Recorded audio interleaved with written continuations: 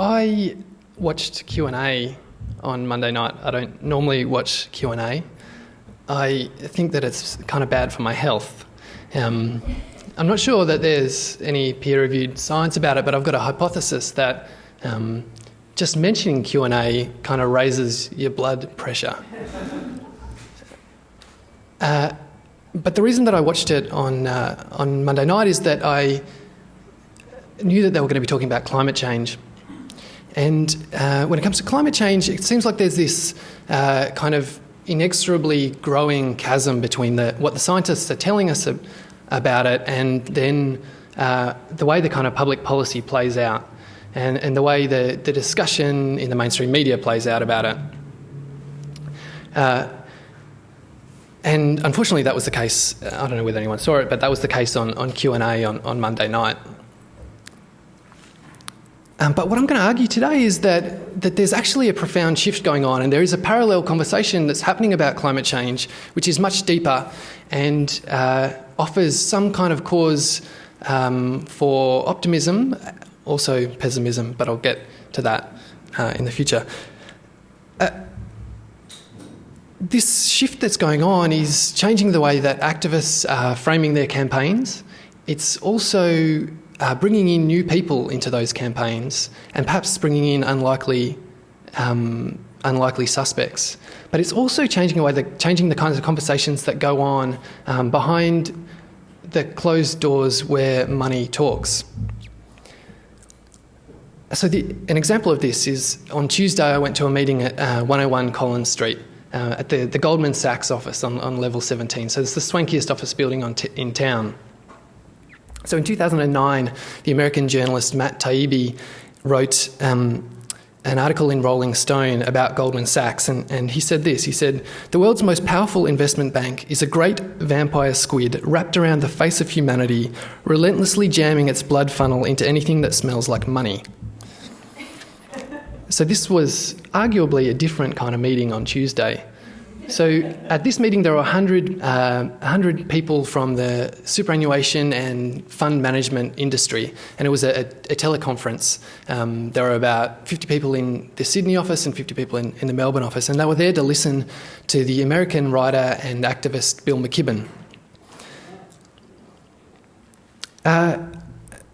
You might have seen Bill McKibben. He's touring Australia this week and he's been on a lot of media. But Bill McKibben got arrested twice last year for climate activism. And he also writes for Rolling Stone. And he wrote an article last year which was kind of wildly and unpredictably popular. It was called Global Warming's Terrifying New Math.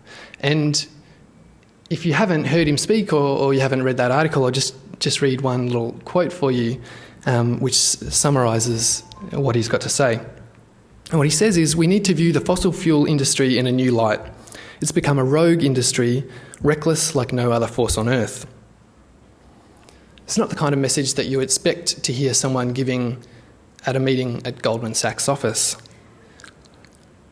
But this meeting went for nearly 2 hours, and it was incredibly polite, and everyone there agreed with the message that he had to tell. Before I get to why that's the case, I just want to give one kind of small update on the climate science. Last year, the World Bank put out a report called Turn Down the Heat. And in that report, it stated that even if all of the nations on Earth fulfilled their pledges to reduce their carbon dioxide emissions, we would still be on track for a 3.5 to 4 degree temperature rise by the end of the century. So just to kind of clarify that, it's not that all the countries are on track to fulfil their pledges, but if they were, we'd still be heading for 4 degrees. And then it explained that a 4 degree warmer world looks like this. It's extreme heat waves, declining global food stocks, loss of ecosystems and biodiversity, and life-threatening sea level rise. They concluded that there's no certainty that it's possible for humanity to adapt to a 4 degree hotter world. This is a really terrifying thought, and it's a terrifying thought that's put out by a very, very conservative public institution. It's something hard to comprehend what kind of changes will occur around the globe and for humanity for that to come to pass, and the kind of suffering that's involved in that. But one thing that it makes me think is that we've got to do a hell of a lot better to try and stop it from happening.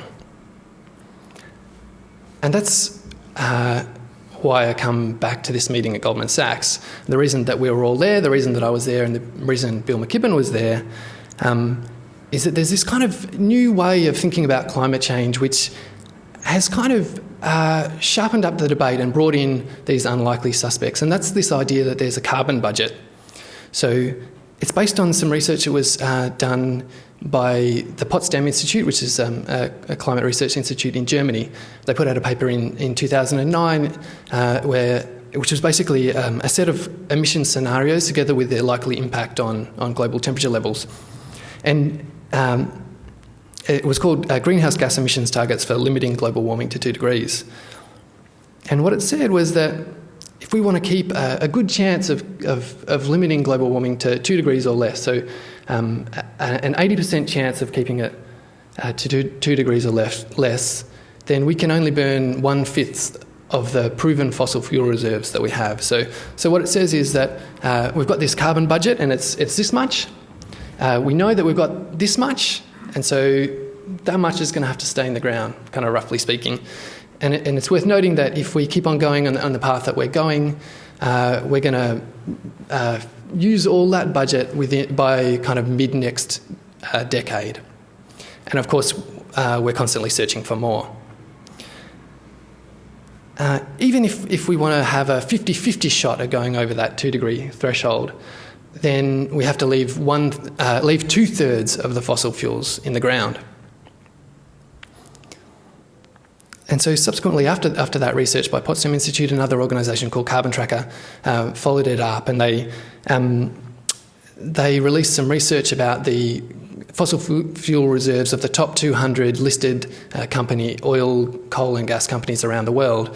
And they said that the reserves of those companies alone is enough to get us, probably about 1.5 times enough to get us past that threshold. Okay, so what I'm going to talk about today is there's two kinds of response to this carbon budget idea. There's a moral case that people are building, and then there's a business case. The person most responsible for promoting this moral case, as I've talked about so far, is Bill McKibben. Basically put, the argument is this: it's that if it's wrong to wreck the planet, then it's wrong to profit from that wreckage. And what he says is that the fossil fuel industry is becoming an enemy of humanity. And in the last 6 months, based on the popularity of that article that he wrote in Rolling Stone, he's built one of the fastest growing social movements in recent US history. It's called Go Fossil Free, and it's calling for institutions like universities, pension funds, cities, churches, all to sell out of their investments in fossil fuels.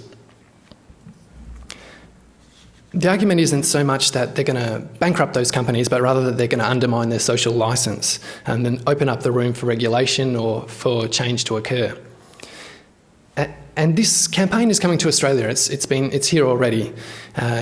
As with the US, it's not only targeted at universities, which is where it began there, but it's also churches and local councils, and for banks not to fund any more new fossil fuel infrastructure.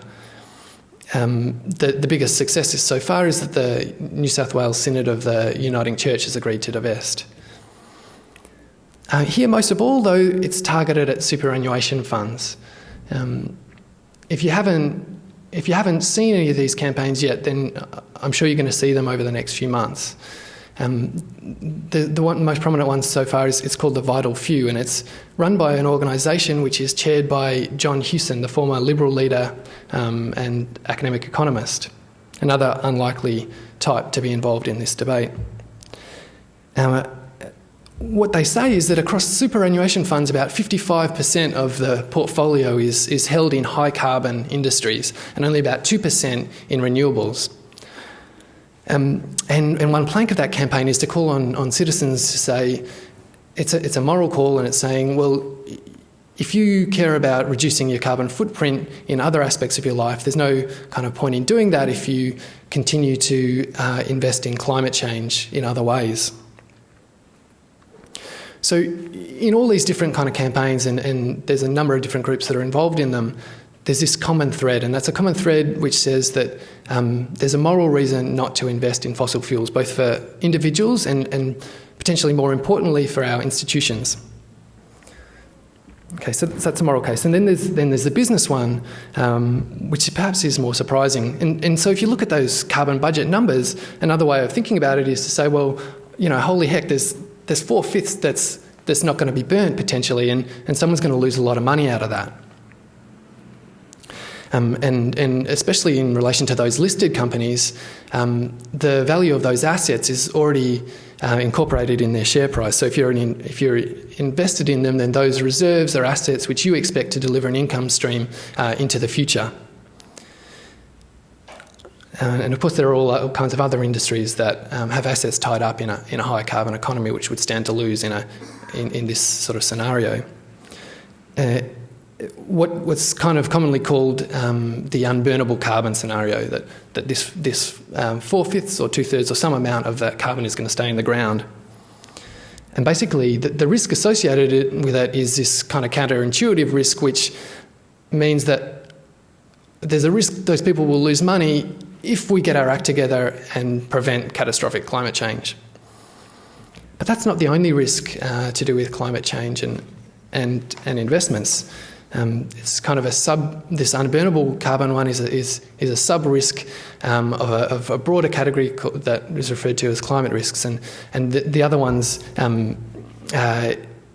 might be that there's going to be cheap, clean technology which will outcompete fossil fuels. Or if you're a long-term investor, there's this kind of strange risk associated with the possibility that other people might consider fossil fuels to be a risk, and that then makes them become a risk in terms of their share price. And then, of course, the mother of them all is the physical impacts. So we're seeing it now in terms of the kind of increasing frequency of natural disasters and the impact that has had on a number of industries. But then if you think about the World Bank report and that 4-degree scenario, a world in which it's very difficult to know whether humanity is going to adapt is not one that's consistent with strong returns in very many industries on the stock market.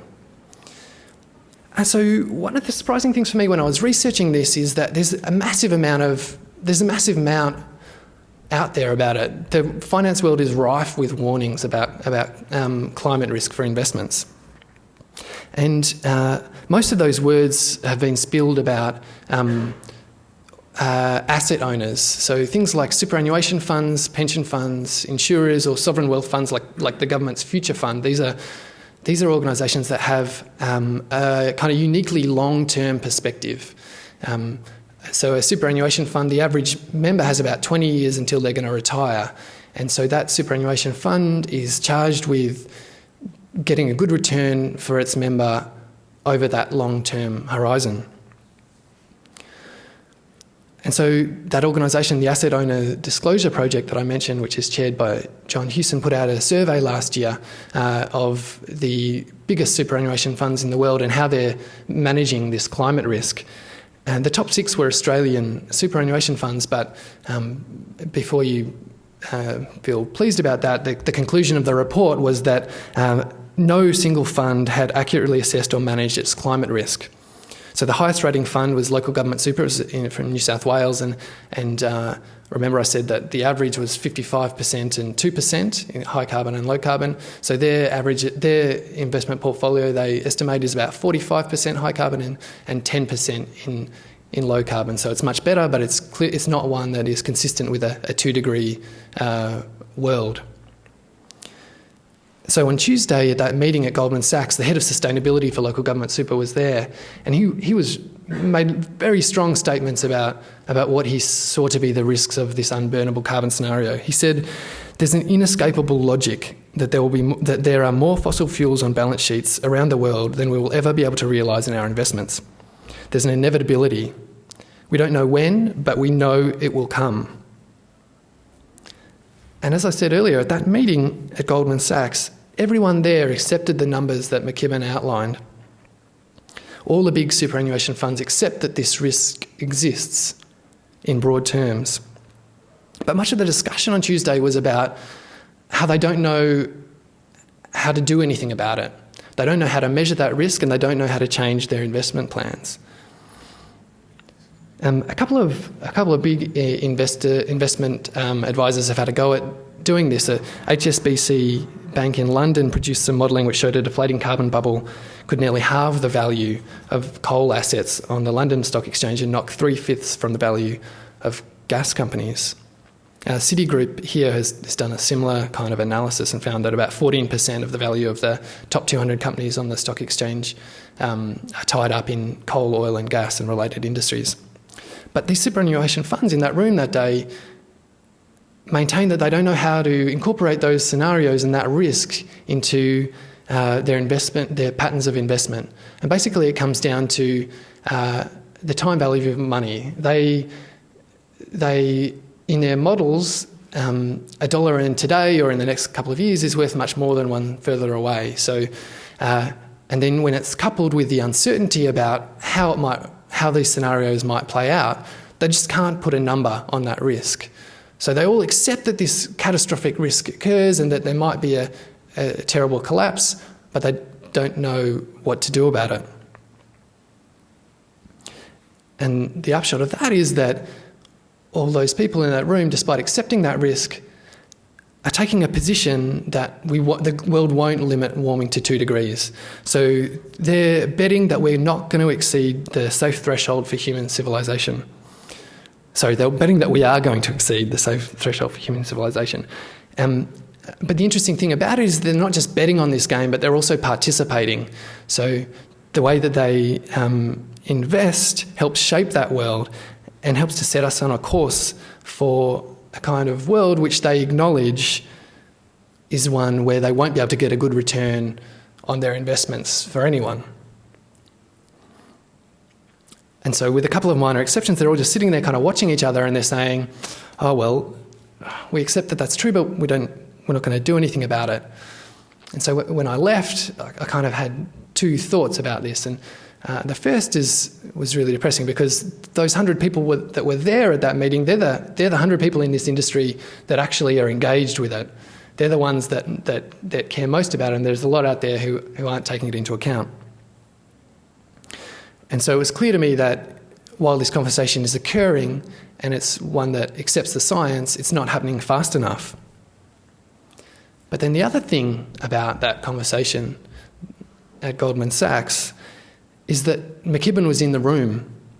And the fact that he was in the room and making the comments that he was making makes that risk more apparent.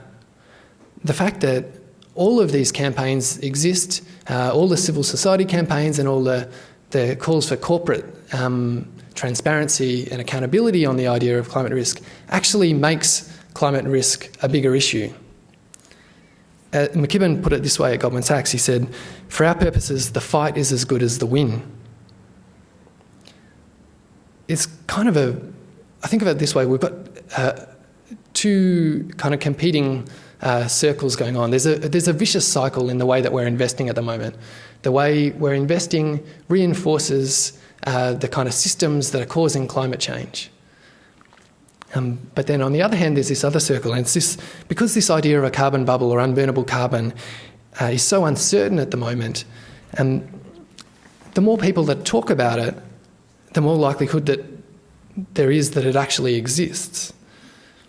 So if these big institutions begin to move their money or talk about moving their money, and if individuals badger their funds about it and their friends about it, then it becomes much more of a reality for the people who are making the decisions about how we invest our money. It becomes much more likely that governments are going to implement the kind of policy that will keep us to within that 2-degree temperature rise.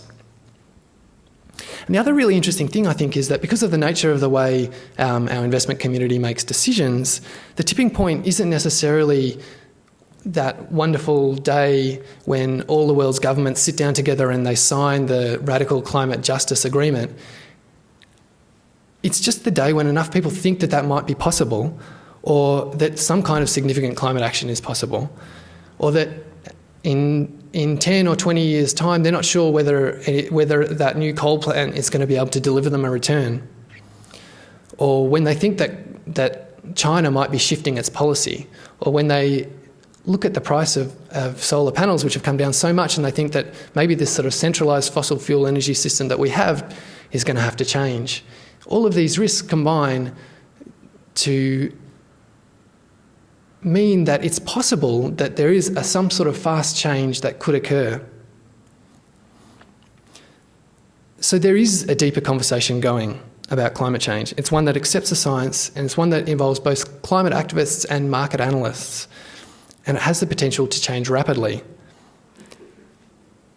It is happening, but the only question is about whether it's going to happen fast enough. Thank you.